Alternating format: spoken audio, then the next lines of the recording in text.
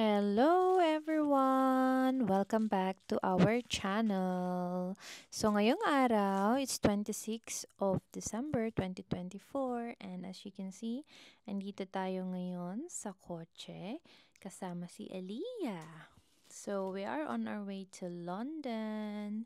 We're going to visit and see and meet our family. Samahan niyo kami ngayong araw. And also in this vlog, makikita nyo yung aming update in the new year, kung ano ang aming ganap and kung ano ang mga nangyari this new year. Join us, guys! Woo!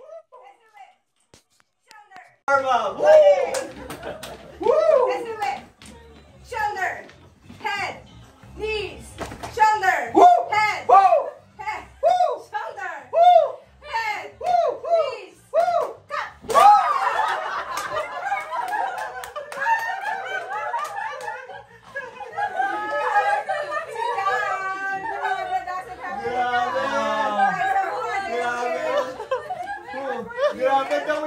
Grabe! Sanchez family, go, go, go! Sanchez family, go, go! Oh no! Nako, Sanchez family! Jingle! Bayan mo si Auntie Sandy! You have to do what I'm telling, okay? Head, shoulder, knees, head, shoulder, knees, shoulder, jump, jump. Head, shoulder, knees, head, shoulder, knees, knees, jump. Again. Okay, head, shoulder, head, jump.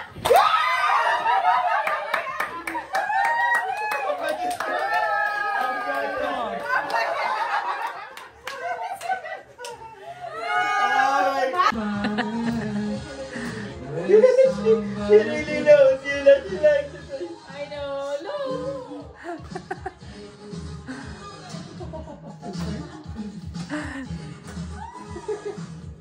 It's like, what is Auntie Jen doing? Auntie Jen's so proud. And the winner is... Mommy!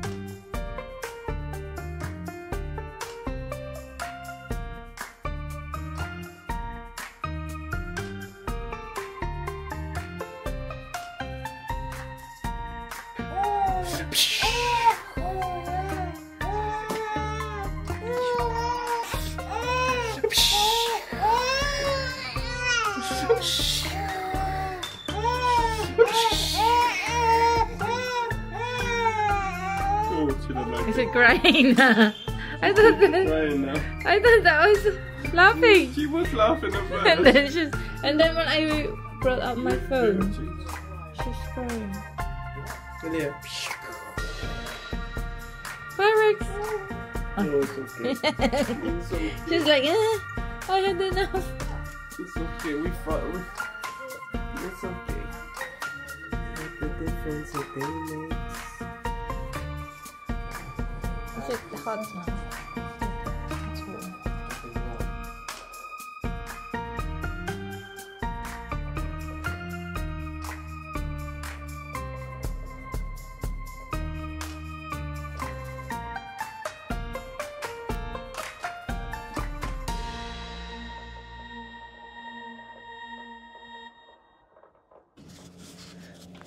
Hello everyone! Hello, kumusta po kayong lahat? Today is 9th of January. 9th of January na. Agad-agad. So, anong oras na? 11:30 na ng umaga, guys. So, hindi ako nakapag-vlog for how many days. Tsaka may maingay pala sa kabila kasi ginagawa nila yung kusina ng kapitbahay namin. Kasi tapos na yung extension nila ngayon. I think ginagawa na nila yung kusina nila. So, maingay sa labas. So, binuksan ko yung aming pinto kasi gusto kong ipakita sa inyo yung labas ng aming bahay. Nag-snow siya kahapon. And, ito yung garden namin. Full of snow. Maingay sa kabila. Ayan. So, dun sa taas ng mga bahay, may snow pa rin. Ayan. Ay, ito. Nagme-melt na yung snow. Ayan. So, dyan sa gilid-gilid, may mga snow pa. Ayan. Dito, hindi pa kasi naaarawan. So, may snow pa. Pero galing na dyan si Lady. Lady, have you been to the garden? Inako, pasok na tayo. Kasi, ang ingay ng drilling sa kapitbahay. Nag-extension kasi sila dyan sa kapitbahay. Come on, lady! And they're doing their kitchen now. So, tulog pa rin si Aliyah, hopefully. Nandun siya sa bedroom. Habang ako ay nagbe-breakfast. Ayan. Supposed to be magbe-breakfast ako, pero doon na lang tayo dito sa kitchen. Pero dito na lang tayo sa my lounge. Hey Google, lounge light on. Ayun. So, habang kumakain ako, guys, kwentuhan ko kayo kung anong mga nangyari in the last 9 days since January. So, nung New Year's Day, actually 31st of January, guys, nagkasakit kaming lahat. Actually, si Andy, may sakit na yan since before Christmas. Tapos gumaling siya, tapos nagkaroon ulit siya, which is very weird. So, inubo kaming lahat. Si Andy ng kaso. Una si Andy, tapos okay pa kami ni baby. And then, mga nung New Year's Day na, doon na kami nag-start ni Aliyah na magkasakit. So, inubo siya. And then, ako din, medyo sinipon. As you can hear me, medyo sinisipon pa rin ako hanggang ngayon. Kasi hindi pa ako totally magaling. So, nung 5th of January, mga pang 5 days na namin, si Aliyah talagang she was really poorly.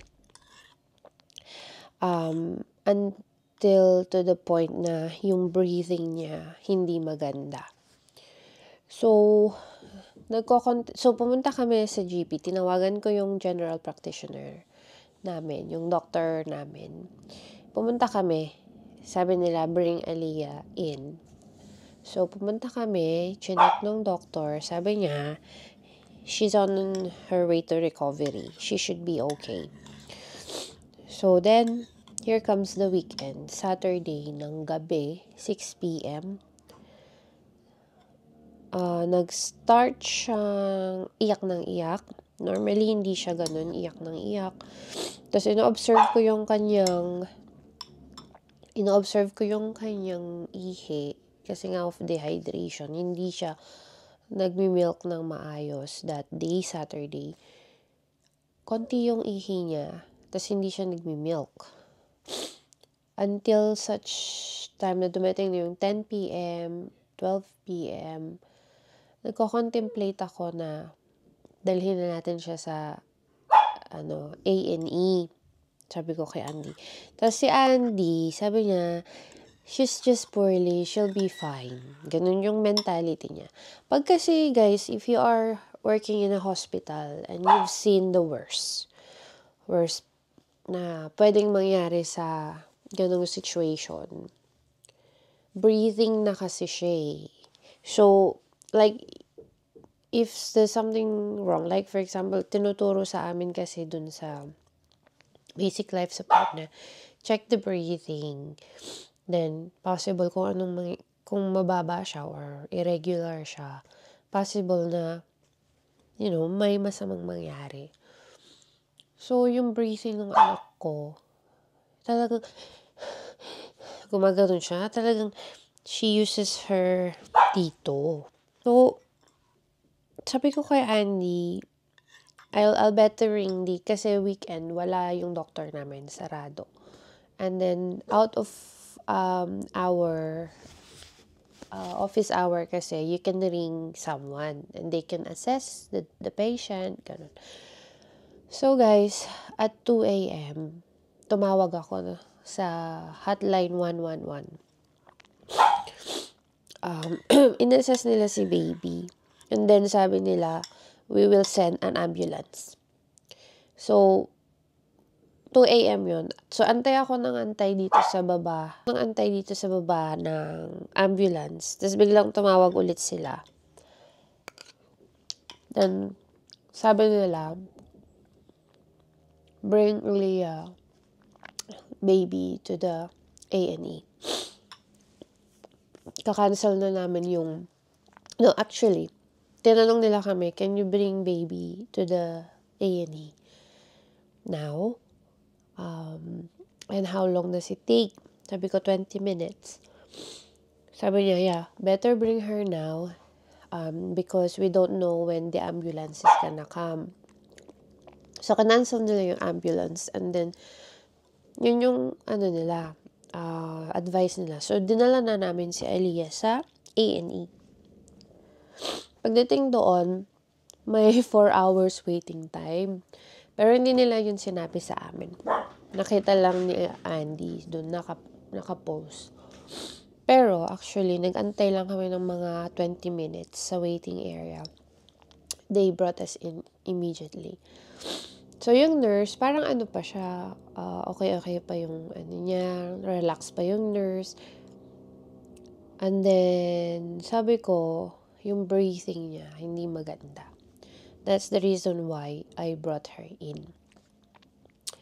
And then, nung chinek na nung nurse yung pulse, yung oxygen level niya, oh my God, nalaki yung mata niya. I saw it, like, oh. So yung nurse, on my judgment, at the back of her mind, she's okay.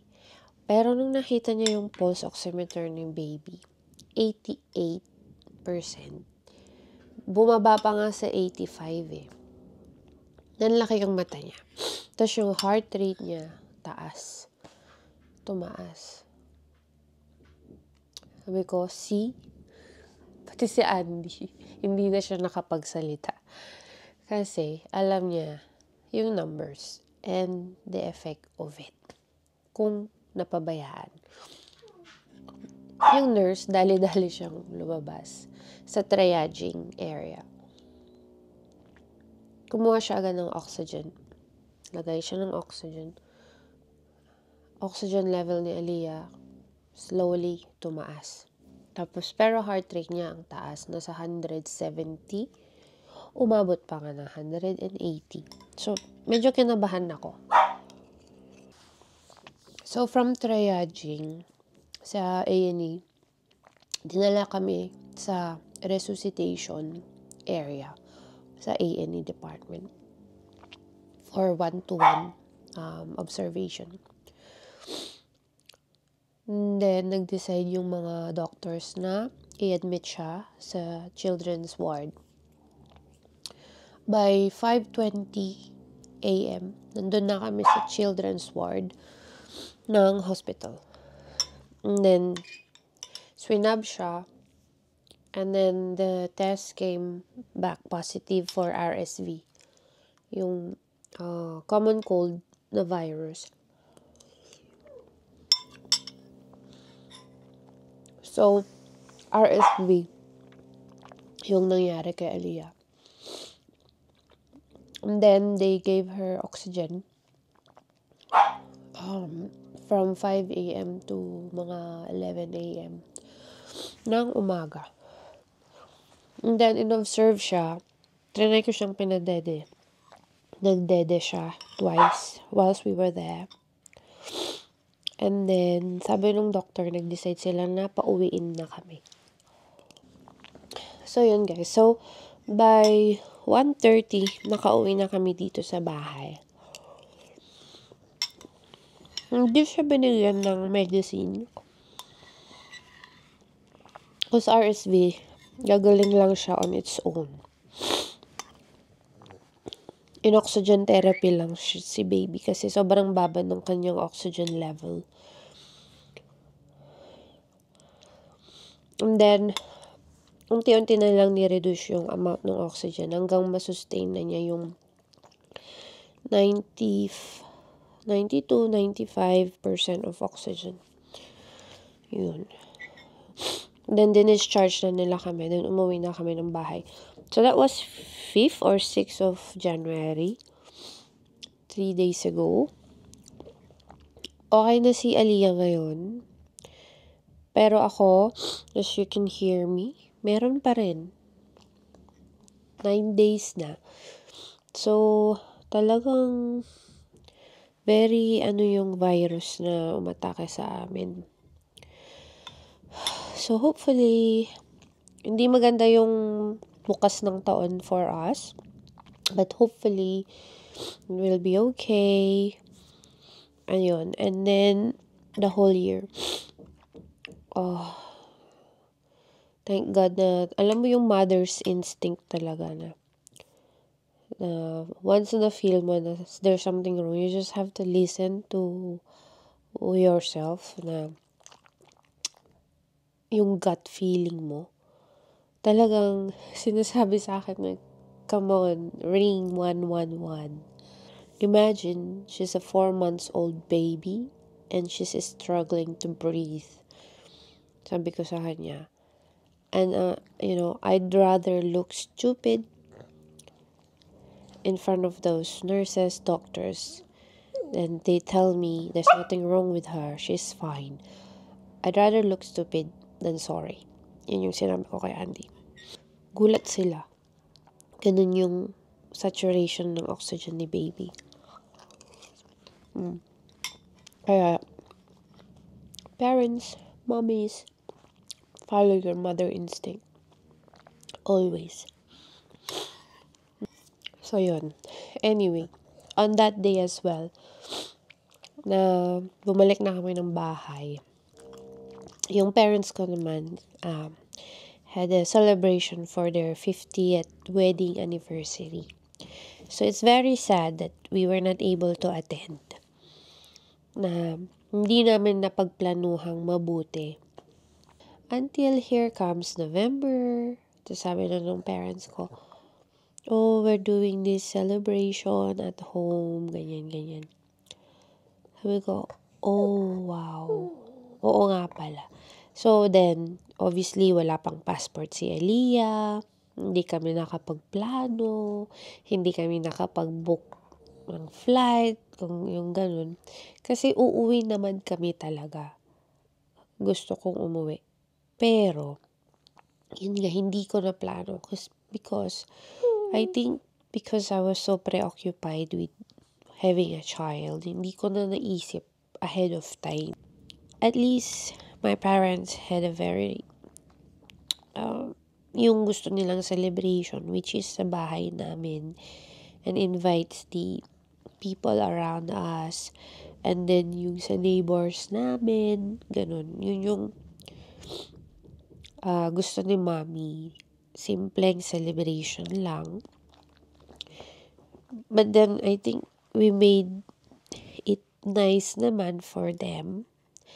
And thankful kami dun sa mga pinsan ko na they really help out for mom and dad.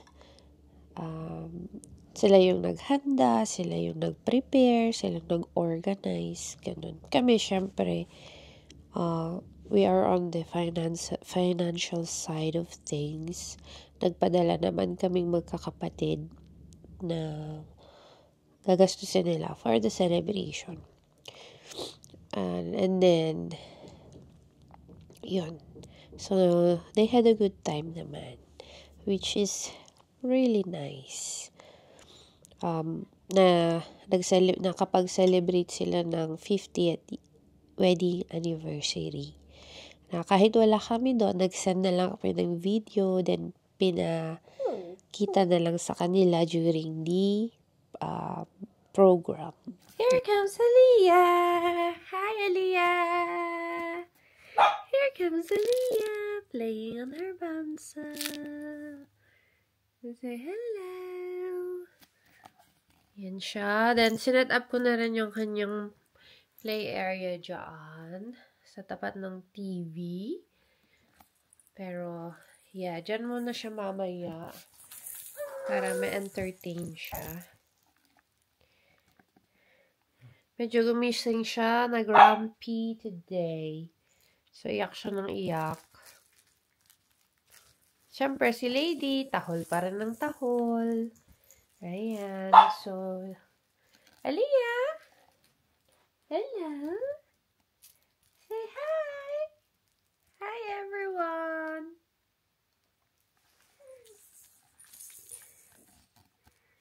Hi, everyone! Say hi, everyone! Show them your toys. What you got? Ay, ako. Iyak siya. Lipat natin siya doon sa kanyang para mag-tummy time siya. Yeah. Lipat natin siya. Come on, Dad. Move to your play area na. Come on. Okay. It's alright. Stay. Wow. Come on, Dad. Come. Ready? Malapit na mag-ano si Aliyah, mag-roll. Come on, Aliyah. You practice your rolling. Come on. This way. And then you roll like that. Come on. Up. Up.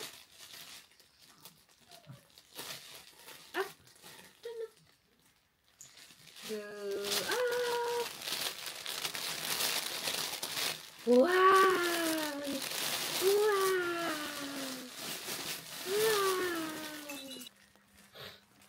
Gusto niya yung fireplace. Yung fire. That artificial fire lang naman yun. Aliyah! So, hindi pa talaga siya nagro-roll. Pero, yun, pinapractice ko siya na naka-tummy time every day. Ayan. So, 5 months na siya in 2 days. Ano na pala, 11 na pala sa in 2 days. Sa Saturday. Ayan. Ayan siya. Are you okay? Yeah?